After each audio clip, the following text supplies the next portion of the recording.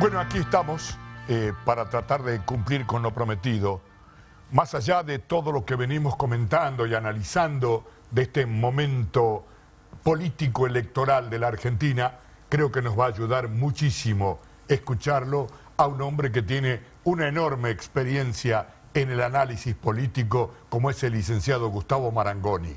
Gustavo, muchísimas gracias por atendernos una noche más. Muy bienvenido a Libertad de Opinión. Hola, buenas noches y como siempre muchas gracias por la gentileza de invitarme a conversar. Por aquí estamos con Roberto Ayala. Quería preguntarte, como iniciando esta charla, ¿cuál es tu primera impresión de todo lo que ha sucedido con la presentación de las listas de candidatos? Diciéndolo de manera elegante, la oferta se empieza a organizar preparándose para que la demanda política o la demanda de la ciudadanía haga su elección. Diciéndolo de manera más coloquial, y los melones se van ordenando a medida que el carro va avanzando. Hace 10 días teníamos muchos más candidatos presidenciales de los que tenemos hoy. Algunos se acomodaron en otros cargos, otros quedaron en el camino, y esto es propio de la naturaleza de la política, no debiera escandalizar a nadie. Es cierto que a veces las cosas se hacen de manera más sorpresiva, menos prolija, pero lo concreto es que tenemos, por lo menos diría yo, 4 fórmulas que tienen posibilidades de pasar el test del 13 de agosto, es decir, de la primaria. Obviamente, por el lado del oficialismo, Massa Rossi, por el lado de la oposición, Rodríguez Larreta y Patricia Bullrich, alguno de ellos dos, y luego la candidatura de Javier Milei. Después, por supuesto, que hay 8 o 10 candidaturas más, pero es muy difícil que a lo mejor obtengan la posibilidad de superar el piso electoral. Quizás el gobernador de Córdoba pueda superar esa barrera y el resto ya verá las elecciones de octubre desde otro lugar, digamos, más como electores que como posibles elegidos. Así que creo que ahora entramos en el periodo realmente intenso que nos presenta algunas novedades respecto de lo que esperábamos. Por un lado, finalmente Sergio Massa obtuvo lo que buscaba desde julio del año pasado, que era ser el representante del oficialismo. Como aquellos jugadores que piden la pelota aun cuando el partido va perdiendo, quizás más la piden por eso, para aparecer como los que pueden dar vuelta a un resultado que es adverso y que es muy desafiante. Bueno, ahí está, ha obtenido esa oportunidad, bendecido, apoyado por Cristina. Ahora necesita el respaldo de Cristalina, es decir, la titular del Fondo Monetario, que se presume en los próximos días tendrá que anunciar qué tipo de acuerdo se firma con la Argentina para ver si se garantiza la posibilidad de que el tránsito de aquí a diciembre sea lo menos traumático posible. Gustavo, ¿vos ves una elección en tercios como pronosticó Cristina o ves otra vez una polarización importante?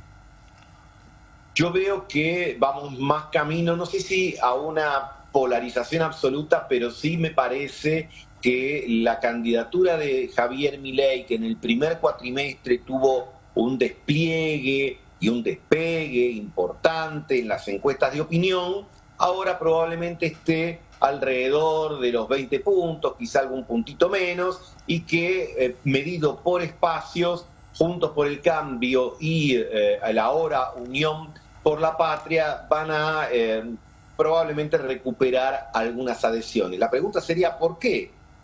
Por algo que en política se conoce con el nombre de lealtad. ¿Qué es la lealtad desde el punto de vista técnico? Es la adhesión a una persona, a una causa o a una idea, independientemente de los resultados. Sin dudas, si por esto se tratara, el oficialismo y también Juntos por el Cambio, en virtud de sus últimos 2 gobiernos, tendrían problemas. Pero la camiseta es algo que también tiene su implicancia y a medida que se van acercando las fechas de los comicios, bueno, se recupera la idea de que se vota a favor de lo propio y se vota también en contra de aquello que uno rechaza por historias, por ideas, por ideologías. Por supuesto que hay un sector de la población que sigue siendo bilardista, que votará por los resultados, que posiblemente canalice en una primera instancia sus malhumores y sus broncas con una candidatura como la de Javier Milei, pero es de pensar que probablemente al final de esta historia electoral el River Boca de la política argentina vuelva a aparecer, no sé si con la fuerza de anteriores elecciones, pero al menos sí con la inercia que le permita que el presidente o la presidenta de la Argentina surja de alguna de estos dos espacios. Roberto. Sí, licenciado, buenas noches, ¿cómo le va? Bienvenido a Libertad de Opinión. Buenas noches. Recién conversábamos con Rogelio y por lo menos era una sensación mía, el análisis en la distancia, obviamente, con lo que nos llega de información, y hablamos acerca, a mí me interesa su opinión acerca de lo post-paso, si se quiere. Veo más articulación, más unión, más acompañamiento por el lado de Sergio Massa o quien gane en Juntos por el Cambio, sea Bullrich o sea Larreta. Veo más cohesión y más acompañamiento cuando estamos hablando de interno. Obviamente la interna también la juega Sergio Massa en esta oportunidad, pero ¿cuál es su opinión en ese sentido? Post-paso, ¿cuál de los dos sectores tendrá más fusión? Ahí yo creo que hay un tema que está dando vueltas, al menos en la política, en analistas.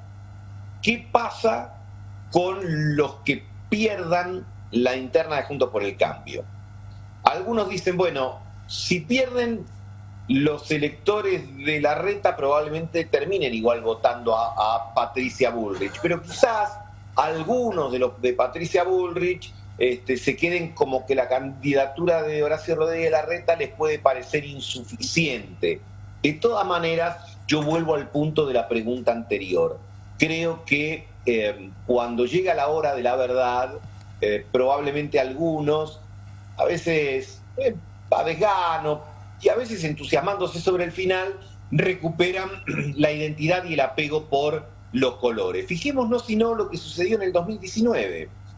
Mauricio Macri en ese momento buscaba su reelección, en La PASO obtuvo el 33% de los votos, en un contexto económico muy adverso que todos responsabilizaban al propio equipo de Mauricio Macri. Sin embargo, en la primera vuelta subió a 41 puntos. ¿Le alcanzó para ganar? No, pero recuperó 8 puntos por el llamado no solo a redoblar el esfuerzo, sino también al temor de que regresara el peronismo, el kirchnerismo. Si nos vamos más atrás en la historia, nos encontramos con la elección de 1989, esto ya es para los que somos más grandes o memoriosos, donde en un contexto hiperinflacionario, Angelós sacó el 38% de los votos, con una inflación en ese momento del 100% mensual. Uno diría, un gobierno que va a elecciones con esos porcentajes tendría que sacar el 10%, pero en la Argentina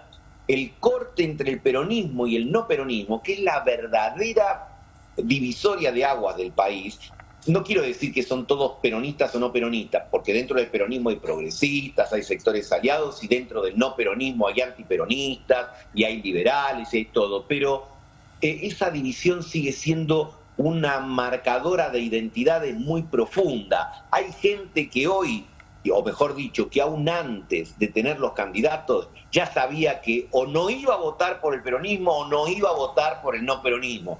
Pediría un poquito más que 2/3 del electorado. Y hay otro, que probablemente sea el que incline el pie de la balanza, que pondera un poco más, espera a último momento y puede cambiar su voto de acuerdo a las preferencias o los resultados, como señalábamos anteriormente. Pero en esa parte, en el caso, vamos a suponer que gane Larreta, ¿usted cree que los que aportan o los que trabajan hoy con Patricia Bullrich, que parece el núcleo duro, los halcones, si se quiere, a lo mejor, para hacer un paralelismo con alguna frase del fútbol, esos irían a acompañar a Larreta o se habla y se discute o se teme que vayan a Milei? Está el temor de que a lo mejor algunos se puedan ver tentados por la idea de Milei. Pero yo creo que ahí naturalmente, en el caso de que gane Larreta, la campaña va a ser, hay que evitar que vuelva a ganar el peronismo. Y ese es un llamado para ese sector de la Argentina como muy motivador. Así como es motivador ahora, pensemos la situación del oficialismo. Gana Sergio Massa. Hay sectores progresistas o del kirchnerismo que a lo mejor no lo tendrían como primera opción. Y seguramente el sábado a la noche no estaban del todo satisfechos, pero a medida que pasan los días, bueno, tienen la alternativa de votar inicialmente por Grabois. Y si pierden, dirán, bueno, votamos a una opción, perdimos y tenemos que acompañar al que gana. Creo que, insisto, ¿no? El scrum, lo que se llama a cerrar filas frente al adversario histórico, es un elemento que no es marginal en la política argentina y que, llegado el momento, tiene efectos. Por supuesto que cada elección es única, no necesariamente repite los parámetros del anterior, pero hay una conducta en la Argentina en el sentido de estas identidades que yo creo que va a seguir teniendo peso. Licenciado, muchísimas gracias. Como siempre, para nosotros es un gusto muy grande poder conversar con usted. Que tenga muy buenas noches. Buenas noches para ustedes y, como siempre, muchas gracias por la amabilidad de llamar. Gracias, muy amable.